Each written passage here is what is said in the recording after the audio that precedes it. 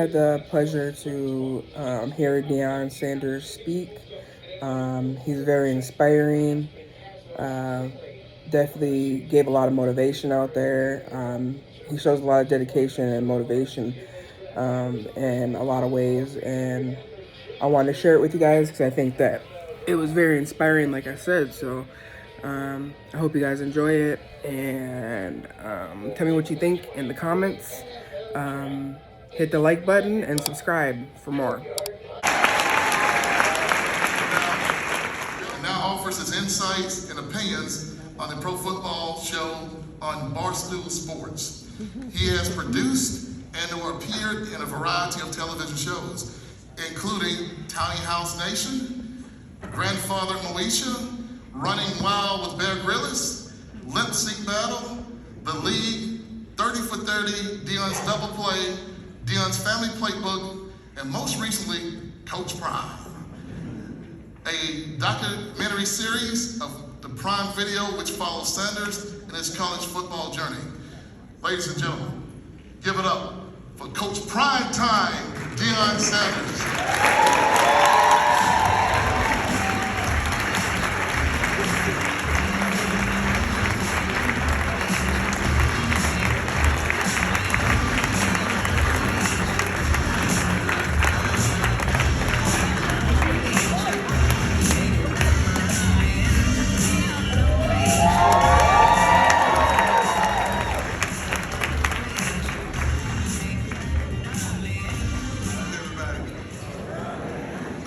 Make sure you here you go. This is a wonderful picture of it. God bless you all. This has been so good to me when I found out that they have been giving back to our people for over 20 years.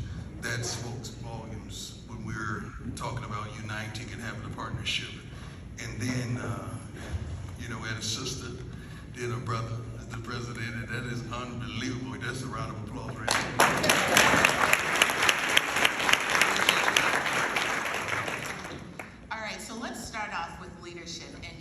So tell us a little bit about the lessons that you've learned from your playing career that you've transitioned over to coaching.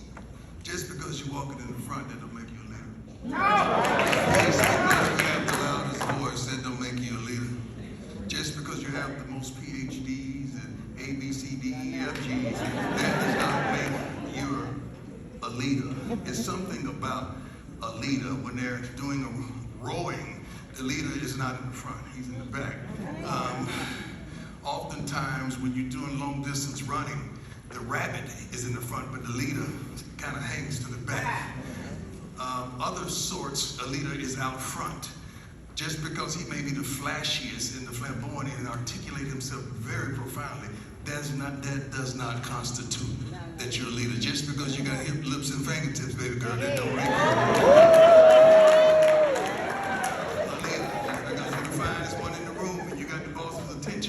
not make you a leader. A leader is somebody that is not trying to be that. See, the man never tries to be the man because the man is the man. The woman never tries to be the woman because she is the woman. Now, why would you try to be something that you already are? So a leader is just a leader. It's something about them that propels them, that you want to follow them, that you want them to guide you, that you want them to speak life into you. It's something about a leader that God has endowed him or her in certain things about themselves. It's something about a leader that you want to follow. Like you want to go where they're going. You want to know how they got there. Something about a leader that propels you to just want more.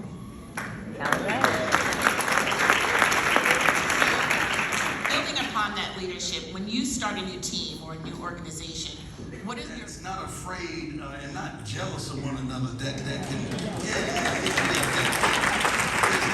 It's not how much the shoes cost or the jewelry costs or how much the purse costs. I want people that unites one another.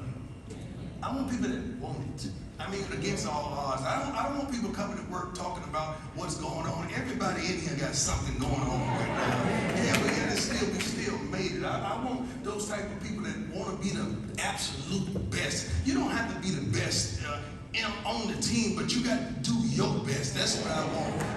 And I feel like that's a winner's attitude. And if you're not that, we can't coincide and we can't reconcile because we don't have nothing in common, because everything about me says go get it.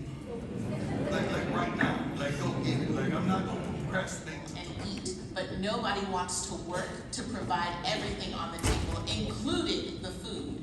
I don't believe in luck, I believe in hard work.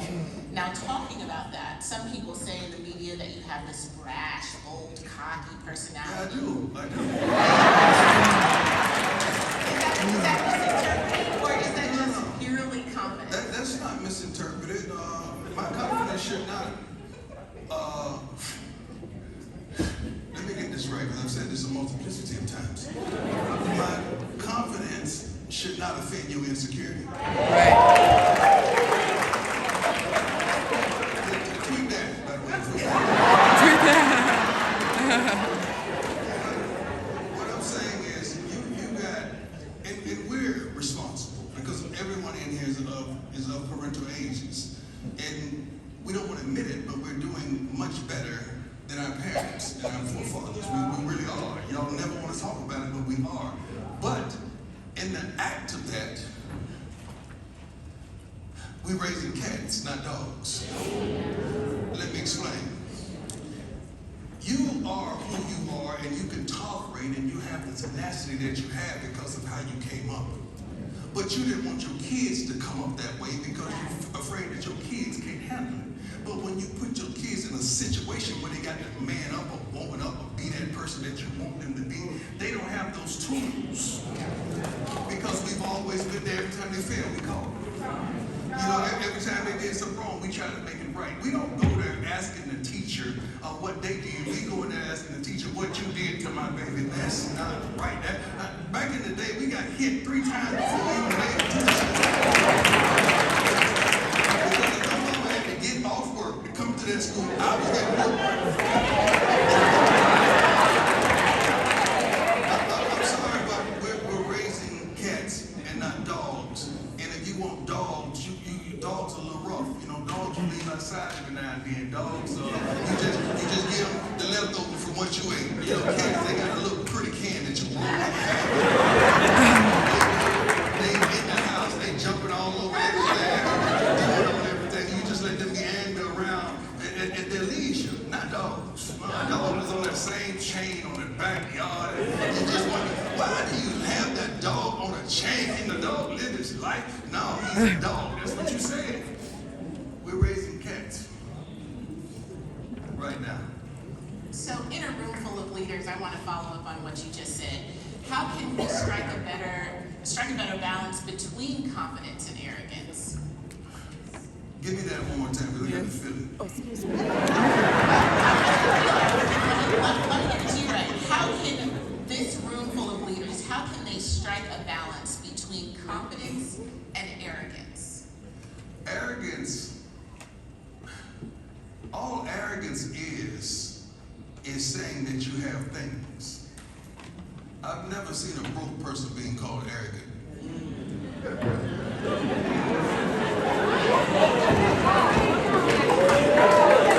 They say he's stupid or she's stupid or she's foolish or whatever. Arrogance only comes because you have things, or oftentimes things have you. Confidence is my natural odor. I know what cologne. I know it smells like Dolce, but it's not.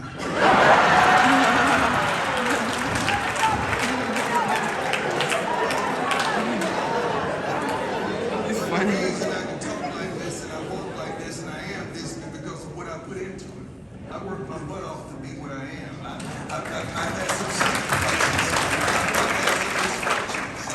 Like you clapping now, but nobody was clapping when I was in the hospital for a month. You know, getting toes amputated and getting the sides of my legs cut out and all that stuff, and you thought it was game. Ain't nobody called. Ain't nobody check on Coach Prime. Ain't nobody say, baby, how are you doing? Now, you just wanted to make sure we win that game on Saturday. You had no idea that me and my son, that's the quarterback, and the son, that's the safety, that I had never missed a game of theirs in my life. Because I'm a real dad. Not a baby dad, I'm a real You didn't know that, you didn't understand that. So the things that someone may go through, you don't know what makes them who they are. You gotta be careful what you say and how you identify I was in there fighting for my life, and you worried about a game. So when I got out, and I was there for my baby, you saw us embrace on the sideline in Southern. No, that was Southern, was it? What game was that? Give it to me, Lord. Anyway, we won. We won. That one game. We won. You didn't understand the dynamics of what we were dealing with. So you got to be careful. And ladies and gentlemen, you got to be careful. And we're so bad at that as a people, judging. Knowing darn well we ain't perfect. Knowing darn well we got stuff that we praying about right now. Knowing darn well that we left a regular house right now. Knowing darn well that our kid is getting on that last nerve right now. Knowing that we're going through stuff right now. But yet it's we dare judge. Yeah. What if everyone at that table just chose one person that you was going to help, that you was going to bless, that you was going to support, that you was going to make sure that they don't get it? If we were like that, imagine how wonderful this world would be. Imagine if a brother looked out for another brother, then that brother in return looks out for another brother and makes sure I hold him up. What if we did that? Instead of that brother talking about that brother because he wants that brother's job, don't understand what that brother's going to do to get that job. Right. I'm a positive person. I don't have bad days. I really don't. I may have a bad moment. But no bad days. I may have a bad hour. I may have a bad minute. But I never have a bad day. Ain't no way in the world I'm gonna have a bad day. And I want you to take that and run with that. Dude, stop letting people change your thermostat. Just because they look at you. You don't know why they looking at you. They looking at you because some may be behind you on the ground. You thinking they looking at you in disgust. Because of what happened in your life that preceded that moment. We gotta stop the foolishness. Because we don't know how much time we have. And I keep telling you, this is the most precious coin that we possess. And you got to be careful how you spend it. When I was in the hospital, the one thing that I understood when I got out, I was, Lord, I'm not going to take time for granted no more. So every day, I'm alive. And I'm living life at its fullest. Don't get mad at me because you died. And I'm living. You don't understand. I'm going to slow that down. Don't get mad at me because I am living. And you dying. I'm not talking about dying of a cause. I'm not dying of a situation, but dying in life. You're not living life. Either you living or you dying. Either you happy or you sad. Or you, I can keep going with a whole lot of soliloquy. But it's time for us to start living. Yes. And let's stop getting jealous of people that are. Hallelujah.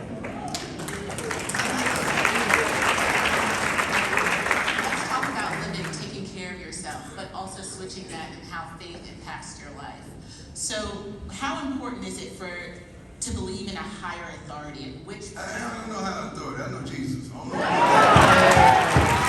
Hallelujah.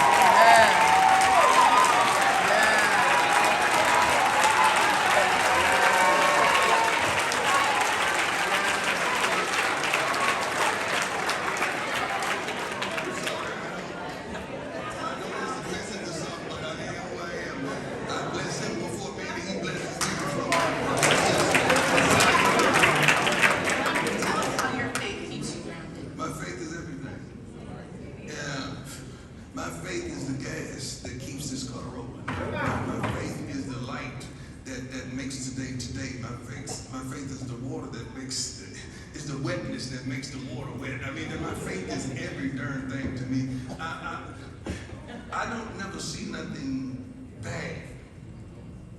I look and see the beauty and the good in you. That's why I wanted to move that podium so everybody could see you. I want the best of everything. My faith has me like that. And I'm so successful and I'm so much of a darn winner because of my Lord and Savior. Like, He wants me to win. I'm going to give Him the glory before y'all write the story.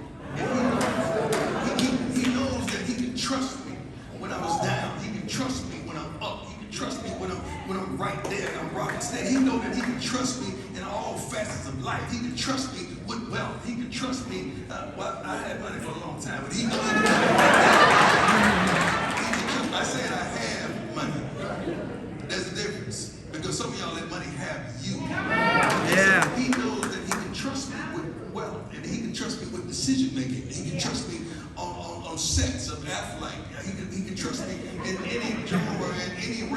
that he places me in because he know I'm going to oftentimes make the right decision. Everything I say may not register to you or resonate with you, but he know I have the best interest at heart. I'm not trying to be offensive. I'm not trying to hurt, harm, or endanger anybody. I want all y'all blessed. I wish you could feel what I feel every day when I wake up and say, let's go.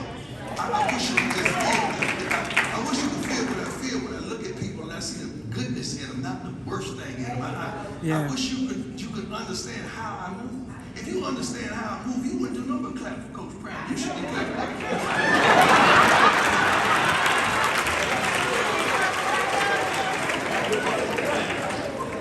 So we have a couple of minutes left. I want to touch on this before we I end. came all the way down here. We got a couple minutes left. We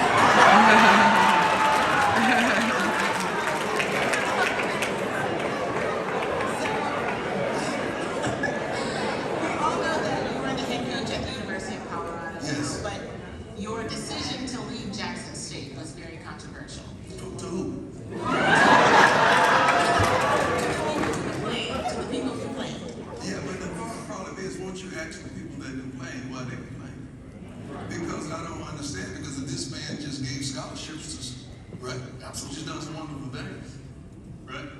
I ain't seen nobody turn that down and say, no, I'm gonna take this.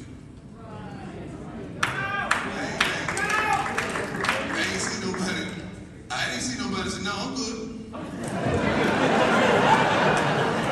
But yet it's still in life, and I've said this in front of a multiplicity of people, in life, you're either terminated or elevated. I choose the elevated in everything I do. And that's not downing something. Sometimes you grow up and you grow out of things. And you don't understand, because y'all weren't there, you don't know what the struggle was. You don't know how the fight, you don't know the fight that I shouldn't have to do that. Not where I am in life, I shouldn't have to do that.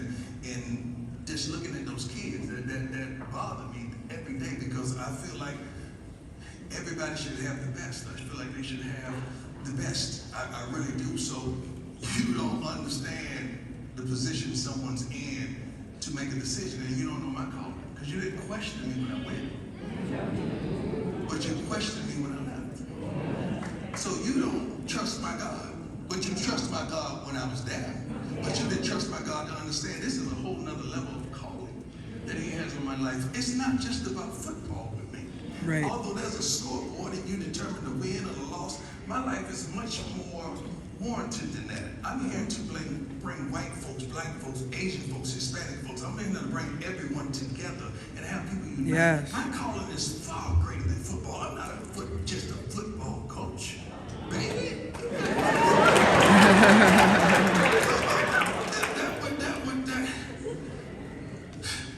That would minimize my anointing and my calling. There you I'm go. far greater than that. And my reach is far greater than that. We've accomplished some things in such a short time that had never been fathomed at the University of Colorado. And I met a wonderful body of people who looks like you, that wants to help me in all my endeavors in Colorado. And they're doing that. It's not just about what you see on the field. Baby, it's bigger than that. And you're going to see when God unfolds it. See, God gives y'all little pieces, but he gives me everything. Because you can't handle everything right now. So when you start, you just at the advertising. You just at the advertising. See, I'm already on dessert, so I know how it's going to play out. All I'm saying is it's far greater than what you may ever fathom. My calling is far greater. And Coach, I want you to leave everyone in this room with a takeaway. So I want to ask you this question that everyone can leave and bring back to their offices, bring back to their communities. What is a question every leader should ask themselves and why? Where you going? Every leader should ask themselves, where you going and do you know how to get there? In life, we have this wonderful invention called a navigational system. But yet still, that navigational system can cross you up every now and then. As a leader, you got to know where you're going, where you're headed, and you got to know how to get there. And not only know how to get there, you got to be able to inform your table, inform your community, inform your employees, inform your family on the destination. But you got to understand, everybody ain't built like that.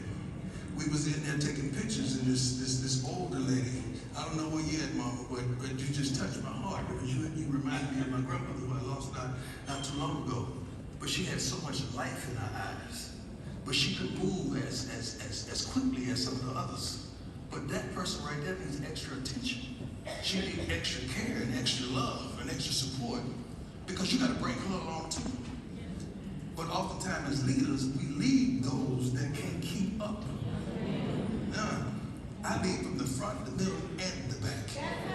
Okay, because I'm a real darn leader, and I'm built for today's young man, young woman, yesterday's, tomorrow's, and then on. Because God has built me and gave me everything that I need to lead you into this next destination. Yes. As a leader, don't forget nobody.